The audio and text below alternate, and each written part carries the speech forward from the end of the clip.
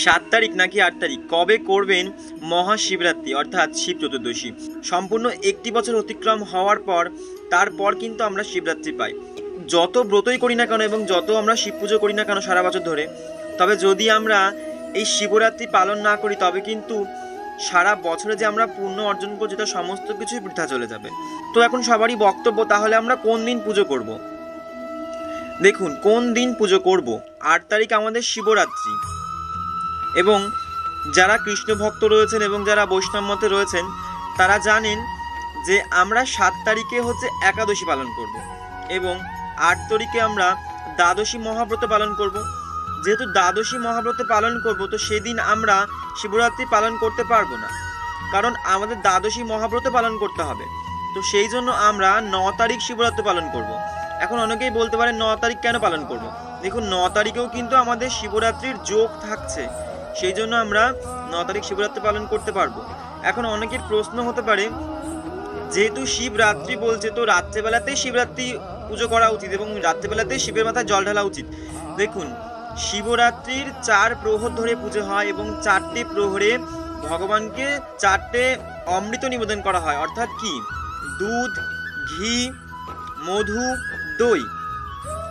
তো এক একটা প্রহরে এক একটা জিনিস নিবেদন করতে পারেন। এখন যারা 4 প্রহরে পুজো করেন না, এক প্রহরেই সমস্ত কিছু নিবেদন করেন, তারা একসঙ্গে দুধ, ঘি, মধু, দই একসঙ্গে নিবেদন করতে পারেন। কিন্তু যারা 4 প্রহরে পুজো করেন তারা কিন্তু অবশ্যই 4 প্রহরে 4 রকম জিনিস নিবেদন করবেন ভগবানকে। এবং নানান ধরনের ঔষধি জিনিস ভগবানকে নিবেদন করা হয়, যেমন কি ধুতরা, তারপরে বেল, কাটা, আকন্দ, এই সমস্ত কিছু কিন্তু একটি ঔষধিক এবং আয়ুর্বেদিক জিনিস, এবং এই সমস্ত কিছু কিন্তু আয়ুর্বেদিকে ব্যবহার করা হয়। তো ভগবান শিব সেই সমস্ত কিছু গ্রহণ করেছেন যেগুলো বিষধর হওয়া সত্ত্বেও আয়ুর্বেদিক, এবং যেগুলো মানব কল্যাণে খুবভাবে সাহায্য করবে।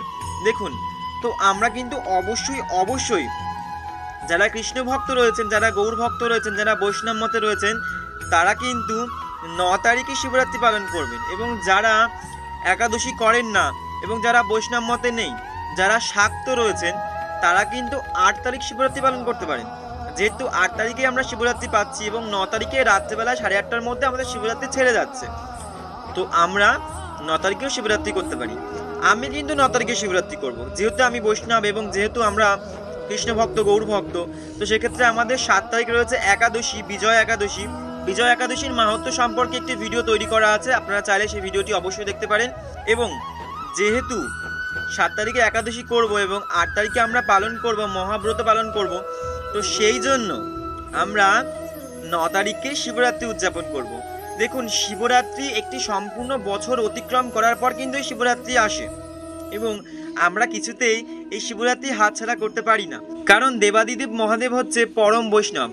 তিনি বৈষ্ণবদের চূড়ামণি, অর্থাৎ তিনি কিন্তু সর্বদা গায়ে ছাই ভস্ম মেখে থাকে এবং জটাধারী। একজন বৈষ্ণবের যেমন সাজসজ্জা হওয়া উচিত, ভোলা ভান্ডারী দেবাদিদেব মহাদেবেরও ঠিক তেমনই সাজসজ্জা। মাথায় জটা, একটা ছেঁড়া বাঘের ছাল পড়ে থাকে। তিনি সবসময় ভক্তদের প্রতি করুণাময় হয়ে থাকেন, এবং যে ভক্ত একবার হার হার মহাদেব বলে ডাকেন বা ভোলা ভান্ডারী বলে ডাকেন, তিনি কিন্তু খুব সহজেই মজে যান। তো বছর ঘুরে আসা এই শিবরাত্রিকে একদমই হাতছাড়া করতে দেবেন না। দেবাদিদেব মহাদেবের যত প্রিয় ফল রয়েছে অবশ্যই দেবাদিদেব মহাদেবকে নিবেদন করুন। এবং দেবাদিদেব মহাদেবের অত্যন্ত প্রিয় ফুল হচ্ছে আকন্দ ফুল, ধুত্রা ফুল। তো এই পুজোর দিন অবশ্যই দেবাদিদেব মহাদেবকে আকন্দ ফুল, ধুত্রা ফুল নিবেদন করুন, কাটা ফল নিবেদন করুন, এবং বেল, আতা এই সমস্ত কিছু নিবেদন করুন। দেখুন, দেবাদিদেব মহাদেব যেগুলিতে খুশি হয় তাকে সেগুলি নিবেদন করুন। এতে কি হবে, আপনি দেবাদিদেব মহাদেবের কাছে যা চাইবেন, দেবাদিদেব মহাদেব যেহেতু ভোলা ভান্ডারী এবং ভোলেনাথ, তার কাছে যা চাওয়া যায় তিনি তাই প্রদান করেন তার ভক্তদেরকে। তো অবশ্যই সেদিন তার প্রিয় জিনিসগুলো নিবেদন করুন এবং মনের সমস্ত বাসনা দেবাদিদেব মহাদেবকে জানান, অবশ্যই পূর্ণ হবে। এবং 2024 সালের এই মহাশিবরাত্রিতে কিন্তু রয়েছে সর্বার্থ সিদ্ধিযোগ, অর্থাৎ এই সর্বার্থ সিদ্ধিযোগে আপনি সিদ্ধিদাতা গণেশকে পুজো করতে পারেন। এবং সর্বার্থ সিদ্ধিযোগে ভগবানকে যা বলা যায় ভগবান কিন্তু সেই মনের বাসনা পূর্ণ করেন। অবশ্যই এই শিবরাত্রিতে সর্বার্থ সিদ্ধিযোগটিকে হাতছাড়া করবেন না। যেমন রয়েছে শিবরাত্রি, শিব চতুর্দশী, তেমন রয়েছে সর্বার্ধ সিদ্ধিযোগ। এই সর্বার্ধ সিদ্ধিযোগকে যেমন হাতছাড়া করবেন না, তেমন হাতছাড়া করবেন না এই মহা শিবরাত্রি। কত সুন্দর যোগ পড়েছে, এবার পড়েছে বিজয়া একাদশী, এবং এই একাদশী যে পালন করবে সে সর্বক্ষেত্রে সমস্ত জায়গায় বিজয় লাভ করবে। যদি কেউ কোনো অশান্তিতে ভোগেন এবং কোনো ঝামেলায় ভুগছেন, তবে সেই ঝামেলা থেকে কিছুতেই মুক্তি পাচ্ছেন না, তবে বিজয়া একাদশী অবশ্যই করতে পারেন। কারণ বিজয়া একাদশী শ্রী রামচন্দ্র করেছিলেন রাবণকে পরাজয় করার জন্য, এবং রামচন্দ্র রাবণকে পরাজয় করেছিলেন এবং অযোধ্যায় ফিরে এসেছিলেন।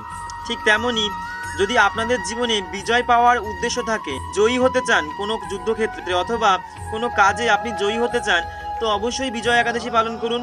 7 তারিখ বিজয়া একাদশী, 8 তারিখ মহাদ্বাদশী এবং 9 তারিখ পড়েছে শিব চতুর্দশী। এবং যেহেতু 8 তারিখে শিবরাত্রি লেগে যাচ্ছে এবং 9 তারিখেও কিন্তু থাকছে আমাদের সর্বার্ধ সিদ্ধিযোগ, তো অবশ্যই এই সর্বার্ধ সিদ্ধিযোগে কাজে লাগান, মনের সমস্ত বাঞ্ছা ভগবানকে জানান, ভগবান অবশ্যই তা পূরণ করবেন। যদি কেউ চান তো অবশ্যই এই সর্বার্ধ সিদ্ধিযোগে আপনি বাড়িতে গণেশ পুজো করতে পারেন। যদি এই দিন নতুন কোনো ব্যবসা শুরু করতে চান তো অবশ্যই এই দিন সর্বার্ধ সিদ্ধিযোগে শ্রী গণেশকে পুজো করে সেই ব্যবসা শুরু করতে পারেন। আমি 100তে 100 গ্যারান্টি দিতে পারি, এই দিন কোনো ব্যবসা শুরু করলে তা 100-100 সুফল পাবে। কারণ সর্বার্ধ সিদ্ধিযোগ যে কোনো কাজকে সুফলে পরিণত করে। এই যোগে যে কোনো জিনিস যদি ভগবানের কাছে চাওয়া যায়, ভগবান তা অবশ্যই ভক্তদেরকে প্রদান করেন। তো অবশ্যই সর্বার্ধ সিদ্ধিযোগে শ্রী গণেশকে পুজো করুন এবং দেবাদিদেব মহাদেবকে পুজো করুন এবং তাদের কাছে নিজের মনের সমস্ত বাঞ্ছা জানান, অবশ্যই পূর্ণ হবে। দেবাদিদেবকে আরও একটি ঔষধি জিনিস নিবেদন করতে পারেন, তা হচ্ছে ভাং। দেবাদিদেব মহাদেবের অত্যন্ত প্রিয় একটি ঔষধ হচ্ছে ভাং, এবং দুধের সঙ্গে ভাং মিশিয়ে নিবেদন করতে পারেন এবং দেবাদিদেব মহাদেবকে কাঁচা দুধ নিবেদন করতে পারেন। অবশ্যই কিন্তু 4 প্রহরে যারা পুজো করবেন তারা কিন্তু প্রত্যেকটি প্রহরে এক একটি করে জিনিস নিবেদন করবেন। যেমন 1 প্রহরে দেবেন দুধ, 1 প্রহরে দেবেন দই, 1 প্রহরে দেবেন ঘি এবং 1 প্রহরে দেবেন মধু। তো 4 প্রহরে 4টে জিনিস নিবেদন করবেন, এইভাবে পুজো করবেন, অবশ্যই মনের বাসনা পূর্ণ হবে। দেবাদিদেব মহাদেব দুধের তৈরি মিষ্টান্ন খেতে অত্যন্ত পছন্দ করেন। দুধের তৈরি মিষ্টি, দুধের তৈরি পরমান্ন অবশ্যই এই দিন নিবেদন করুন। এতে দেবাদিদেব মহাদেব অত্যন্ত খুশি হবেন এবং আপনাকে আশীর্বাদ প্রদান করবেন, তার ফলে আপনার জীবনে সৌভাগ্যের বন্যা বয়ে আসবে। যদি আপনি এই দিন ব্যবসা শুরু করেন শিবরাত্রির দিন অথবা সর্বার্ধ সিদ্ধিযোগের মধ্যে, তবে এই দিন অবশ্যই বাড়িতে কোনো গরিব দুস্থ মানুষদেরকে ডেকে তাদেরকে দান করুন এবং এই দিন গরিব দুস্থ মানুষদেরকে ভোজন করান। এতে কিন্তু অবশ্যই অধিক মাত্রায় পুণ্য লাভ হবে এবং পুণ্য সঞ্চয় করতে পারবেন, এবং এর ফলে আপনি যেই কাজই করবেন না কেন তাতেই অধিক মাত্রায় সুফল পাবেন। তো অবশ্যই এই সর্বার্ধ সিদ্ধিযোগে গরিব দুস্থ মানুষদেরকে দান করুন এবং গরিব দুস্থ মানুষদেরকে ভোজন করান। এতে যেমন জীবনে বয়ে আসবে অধিক মাত্রায় পুণ্য এবং আপনার জীবনে উন্নতি ঘটবে, এবং আপনি যাই কাজই করবেন না কেন সেই কাজে সুফল বয়ে আনবে। কারণ গরিব দুস্থ মানুষদের মধ্যে ঈশ্বর বাস করেন, এবং এই দিন চাইলে আপনি ব্রাহ্মণ সন্ন্যাসীদেরকে ভোজন করাতে পারেন। তাদের আশীর্বাদ কিন্তু আপনার জীবনেও অধিক মাত্রায় উন্নতি নিয়ে আসবে। তো অবশ্যই এই দিন সঠিকভাবে পালন করুন এবং ভগবান শিবকে নিজের সমস্ত মনের বাসনা জানান। সর্বার্ধ সিদ্ধিযোগে অবশ্যই সিদ্ধিদাতা গণেশের পুজো করুন এবং নতুন ব্যবসা শুরু করুন, ভালো হবে, মঙ্গল হবে। তবে দেখা হচ্ছে আবারও নতুন কোনো আধ্যাত্মিক তথ্য নিয়ে।